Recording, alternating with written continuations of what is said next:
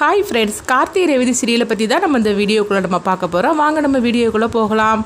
சாமுண்டு ஸ்ரீக்கு பார்த்தோம்னா அவங்களுக்கு ஒரு டவுட் இருந்துகிட்டே இருக்குது. உண்மையிலே ரேவதி ஆஃபீஸில் எம்டியாக இருக்கிறது கார்த்தியா இல்லைனா வேறு யாருன்னு சொல்லிட்டு சூரியக்கெல்லாம் சொன்னான். ஆனாலும் இந்த கார்த்தி சாதாரணமாக கிடையாது, அவன் ஜகஜால கில்லாடியாக்கும்.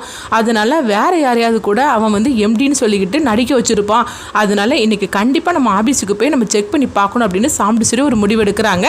இதனால் பார்த்தோம்னா சாமுண்டு ஸ்ரீ ஆஃபீஸுக்கு கிளம்பி வராங்க. ரேவதி கிட்ட இப்போ ஃபோன் பண்ணுறாங்க. ரேவதியும் சொல்லுங்கம்மா அப்படிங்கும்போது ரேவதி அதாவது எம்டி ஆஃபீஸில் தானே இருக்கார் அப்படிங்கும்போது ஆமாம்மா அவர் ஆஃபீஸில் தான் இருக்கார் அப்படிங்கிறாங்க. என்னம்மா ஆச்சு அப்படின்னு சொல்லி கேட்டுட்டு இருக்கும்போது இல்லை நான் உன்னுடைய ஆஃபீஸுக்கு தான் வந்துட்டு இருக்கிறேன் அப்படிங்கிறாங்க. என்னம்மா என்னுடைய ஆஃபீஸ்க்கு வந்துட்டு இருக்கிறியா, என்னம்மா ஆச்சு அப்படின்னு சொல்லி கேட்டுட்டு இருக்கும்போது உடனே சமைச்சு சொல்கிறாங்க. அதெல்லாம் ஒன்றும் இல்லை ரேவதி, எனக்கு உன் ஆஃபீஸை பார்க்கணுன்னு தோணுது.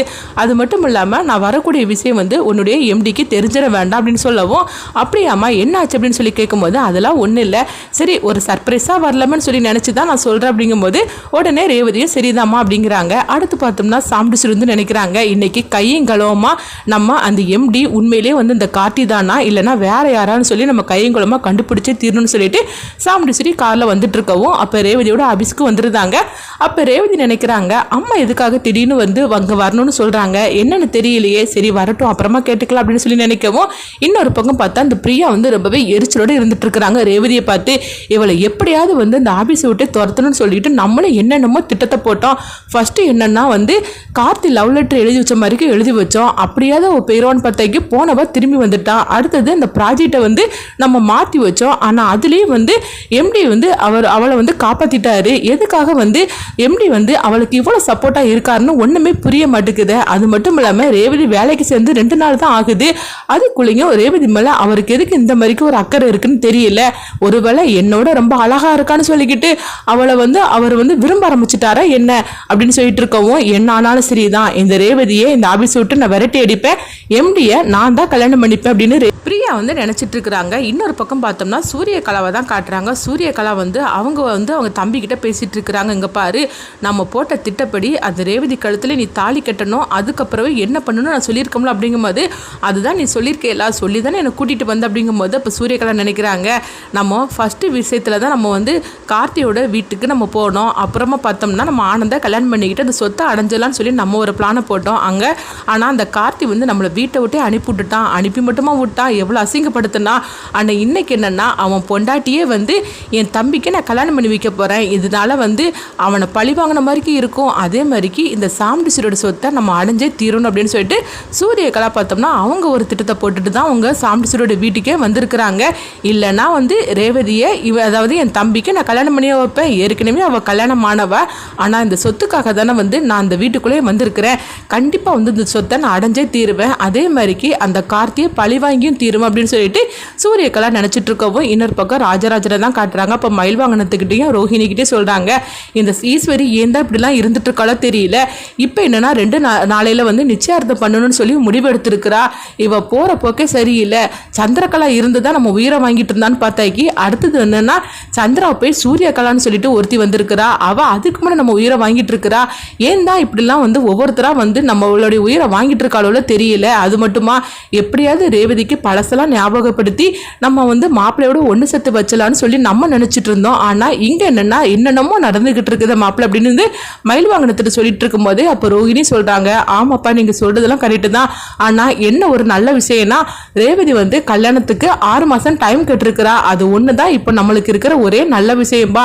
அப்படி மட்டும் இல்லைன்னா அம்மா இந்த வாரத்திலே கல்யாணத்தை வச்சிருவாங்க அப்படின்னு சொல்லிட்டு இருக்கவும் ஆமா ரோஹிணி நீ சொல்றது கரெக்டு தான், நம்மளுக்கு நடக்கிறதுலே ஒரே நல்ல விஷயம் ரேவதி இப்போதைக்கு கல்யாணம் வேண்டாம், நான் 6 மாசம் வேலை பார்த்துட்டு அப்புறமா தான் கல்யாணம் பண்ணிப்பேன்னு சொல்லியிருக்கிறா, அதனால நம்மளுக்கு கொஞ்சம் சந்தோஷமா இருக்குது. ஆனால் 2 நாளையில் நிச்சயார்த்தம் பண்றதுக்காக எல்லா ஏற்பாடுமே உங்க அம்மா பண்ணிட்டு இருக்காளே, இது எங்க போய் தான் முடிய போதோ தெரியல அப்படின்னு சொல்லிட்டு இருக்கவும் அடுத்ததான் பார்த்தோம்னா சாமுண்டு ஸ்ரீ ரேவதியோட ஆபீஸ்க்கு வந்துருந்தாங்க. அப்போ அவங்க ஆபீஸ்க்குள்ள வரும்போது பார்த்தோம்னா கரெக்டாக இளையராஜா பார்த்துருந்தாங்க. பார்த்ததுமே ஐயோ இது என்னது கார்த்தியோட அத்தை வந்துட்டு இருக்கிறாங்க. இப்போ என்ன நடக்க போது தெரியலையே, மாப்பிள்ளை வேற உள்ளே உட்காந்துருக்காரு அப்படின்னு சொல்லிட்டு ராஜா பார்த்தோம்னா அப்படியே பதறி அடித்து உள்ளே ஓடுறாங்க. அப்போ கார்த்தி மாப்பிள்ளை அப்படின்னு சொல்லிட்டு போகவும், என்னடா எதுக்காக இப்படி வந்து அலறி அடித்து ஓடடி வர, என்ன விஷயம், அமைதியாக வரமாட்டே அப்படிங்கும்போது, ஐயோ அமைதியாலாம் வர முடியாது, பெரிய சூறாவளி காற்றே நம்ம ஆஃபீஸ்க்குள்ளே வந்திருக்கு அப்படிங்கும்போது, என்னடா உளறிட்டு இருக்கிற அப்படின்னு கார்த்தி கேட்கும்போது, உங்கள் அத்தை தான் வந்துட்டு இருக்கிறாங்க அப்படிங்கிறாங்க.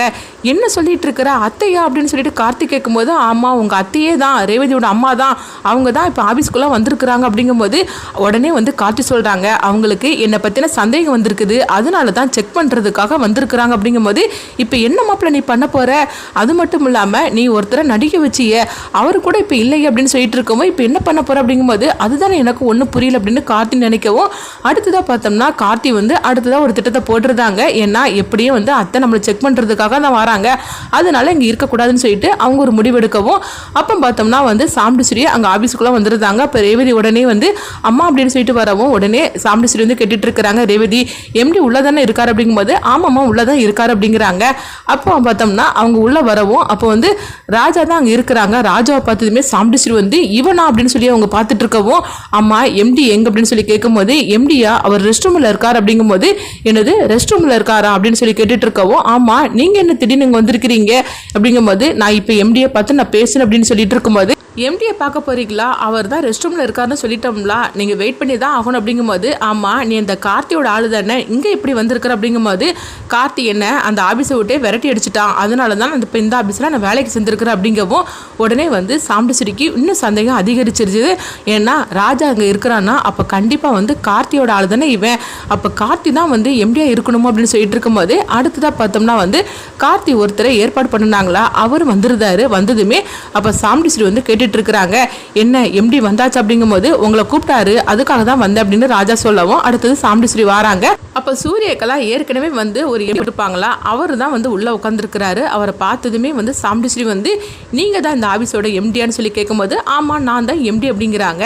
உடனே பார்த்தோம்னா சாமுண்டீஸ்வரி வந்து சில கேள்விகளாம் வந்து அவங்ககிட்ட வந்து கேட்டுட்டு இருக்கிறாங்க. அவங்களும் அதுக்கு பதில் சொல்லிட்டு இருக்கவும், அப்போ சாமுண்டீஸ்வரிக்கு வந்து அதில் திருப்தி ஏற்பட்டுருச்சுது. ஓஹோ நம்ம நினச்ச மாதிரிக்கு வந்து உண்மையிலே வந்து கார்த்திங்கிறது இவர் தான் போலுக்கு, நம்ம தான் தப்பாக நினச்சிக்கிட்டோமோ அப்படின்னு சொல்லிக்கிட்டு சாமுண்டீஸ்வரியும் சரி சொல்லிட்டு அங்கேருந்து கிளம்பி போகிறாங்க. இப்போ ரேவதி வந்து, என்னம்மா விஷயம், எதுக்காக நீங்கள் இந்த மாதிரிக்கு வந்து வந்திருக்கீங்க அப்படிங்கும்போது, இங்கே பாரு உள்ளே இருக்காரு அவர் தான் உன்னுடைய எம்டி அப்படின்னு சொல்லி கேட்கும்போது, உடனே ரேவதி ஆமாம் அப்படிங்கிறாங்க. எதுக்கு நீ ஒரு பார்த்துட்டு வாங்க அப்படிங்கவும், அப்போ ரேவதி உள்ளே வரும்போது கார்த்தி உட்காந்துருக்குறாங்க. அப்போ கார்த்தி உடனே என்ன ரேவதி அப்படிங்கும்போது, ரேவதி உடனே ஒன்றும் இல்லை அப்படின்னு சொல்லிட்டு அவங்க போகவும், அப்போ ரேவதி சொல்கிறாங்க, அவர் தாம்மா கார்த்தி, அவர் தான் இந்த ஆஃபீஸோட எம்டி அப்படின்னு சொல்லிட்டு இருக்கவும், உடனே சாமுண்டீஸ்வரியும் சரி நல்ல வேளை நம்ம நினச்சவர் இல்லை அப்படின்னு சொல்லிட்டு அவங்க வந்து நினச்சிட்டு அங்கேருந்து கிளம்பி போகிறாங்க.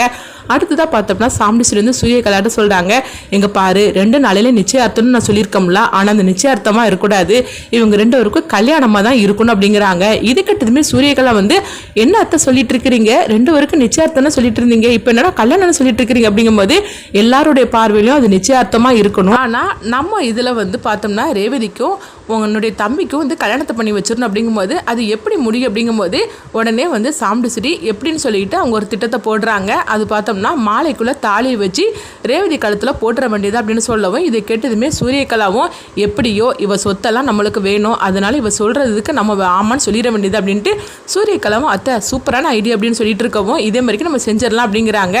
அடுத்தது பார்த்தோம்னா நிச்சயார்த்தம்னு சொல்லி எல்லா பெண் ஏற்பாடுமே வந்து தடபடலாக பண்ணிகிட்டு இருக்கும்போது, அப்போ வந்து பார்க்கும்போது மாலைக்குள்ளே அந்த தாலியை வந்து மறைச்சி வச்சுட்டு இருக்கிறாங்க சாமுண்டீஸ்வரி. இதை வந்து மயில் வாகனம் பார்த்துருந்தாங்க. பார்த்ததுமே ஆகா இது என்னது நிச்சயார்த்தம்னு சொல்லிக்கிட்டு இப்போ என்னென்னா அவங்களுக்கு கல்யாணத்தை பண்ணி வைக்க போகிறாங்களா, இப்போ என்ன பண்ணுறதுக்கு தெரியல அப்படின்னு சொல்லிட்டு ராஜராஜன் போய் இந்த விஷயத்தை பற்றி சொல்கிறாங்க. என்ன மாப்பிள்ள சொல்லிட்டு இருக்கிறீங்க அப்படிங்கும்போது, ஆமாம்மாம்மா இப்படி தான் வந்து அத்தை ஐடியா பண்ணியிருக்கிறாங்க, அவங்க இந்த அளவுக்கு போவாங்கன்னு சொல்லி நம்ம கொஞ்சம் கூட எதிர்பார்க்கவே இல்லை, இப்போ என்ன பண்ணுறதுக்கு அப்படிங்கவும், இப்போ நம்ம பேசினாய்க்கு தேவையில்லாமல் சண்டை தான் வரும், இதனால பெரிய பிரச்சனை தான் வருமே தவிர, ஆனால் இதுக்கு வந்து ஒரு முடிவு கட்டணும்னா மாப்பிள்ளைகிட்ட இந்த விஷயத்தை பற்றி சொல்லி ஆகணும் அப்படின்ட்டு கார்த்திக்கு ஃபோன் பண்ணி இந்த விஷயத்தை பற்றி சொல்கிறாங்க. மாப்பிள்ளை இங்கே என்னென்னமோ நடந்துக்கிட்டு இருக்குது, இதுக்கு மேலே நம்ம அமைதியாக இருந்தாய்க்கு அங்கே என்ன நடக்குன்னு தெரியல, 6 மாதத்துக்கு அப்புறமா தான் ரேவதி கல்யாணம்னு சொல்லியிருந்தா. ஆனால் இந்த சாமுண்டீஸ்வரி எல்லாருடைய பார்வையிலும் நிச்சயார்த்தம்னு சொல்லிக்கிட்டு இப்போ என்னன்னா அவங்க 2 பேருக்கு கல்யாணம் பண்ணி வைக்க போறா. இது ரேவதிக்கே தெரியாது. ஏன்னா மாலைக்குள்ள தாலியை வச்சு மறைச்சு வச்சுட்டு இருக்கிறாங்க. அப்படிங்கும்போது இப்போ என்ன மாப்பிள்ள பண்றதுக்கு அப்படிங்கவும் இது கிட்டதுமே கார்த்தியும் பதறுதாங்க. என்னமாம்மா அத்தை எந்த அளவுக்கு போவாங்கன்னு சொல்லி நம்ம எதிர்பார்க்கவே இல்லை. அப்படிங்கும்போது ஆமா மாப்பிள்ள இவன் இந்த அளவுக்கு போவான்னு சொல்லி நான் கூட எதிர்பார்க்கல. இப்போ என்ன பண்றதுக்கு அப்படிங்கவும் சரி மாமா நீங்க கவலைப்படாதீங்க, நீங்க வந்து எதுவுமே தெரிஞ்சிக்க மாதிரி காட்டிக்கிடாதீங்க, நாங்க வார அப்படிங்கும்போது உடனே சரி அப்படிங்கிறாங்க. அப்போ பார்க்கும்போது சூரியகலா வந்து இவங்க பேசினது எல்லாத்தையுமே அவங்க கேட்டுருந்தாங்க. கேட்டதுமே சாமுண்டீஸ்வரி கிட்ட சொல்றாங்க, அத்தை இந்த மாதிரிக்கு வந்து ராஜராஜ மாமா வந்து கார்த்திகிட்ட இங்கே நடக்கிற எல்லா விஷயத்தையும் சொல்லிட்டு இருக்கிறாங்க. நம்ம இந்த மாதிரிக்கு கார்த்திகை என் தம்பிக்கு கல்யாணம் பண்ணக்கூடிய விஷயத்த அவங்களுக்கு தெரிஞ்சிருக்குது. அதனால கார்த்திகிட்ட சொல்லிட்டாங்க. இது கேட்டதுமே சாமுண்டீஸ்வரி அதிர்ச்சி அடைகிறாங்க. ஐயோ நம்ம இப்படி பேசுறதையும் மறைச்சு வச்சதையும் இவங்க பார்த்துட்டாங்க போலுக்கு. இப்போ என்ன பண்றதுக்கு தெரியல. கண்டிப்பா அந்த கார்த்திகை கிளம்பி வருவான். அவன் வந்தாக்கி இங்க நடக்கிறது வேறையா இருக்கும். அதனால அவன் அங்கே வரவிடாம தடுக்கணும். அப்படிங்கும்போது இப்போ என்னத்தை பண்ண போறீங்க அப்படிங்கும்போது அவன் கதையை முடிச்சிட வேண்டியதான் அப்படின்னு சாமுண்டீஸ்வரி சொல்றாங்க.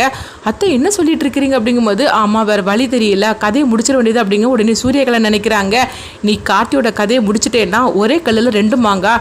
சொல்ல போனாக்கி கார்த்தியோட கதையை முடிச்சிட்டேன்னா நீ உள்ள போயிருவ.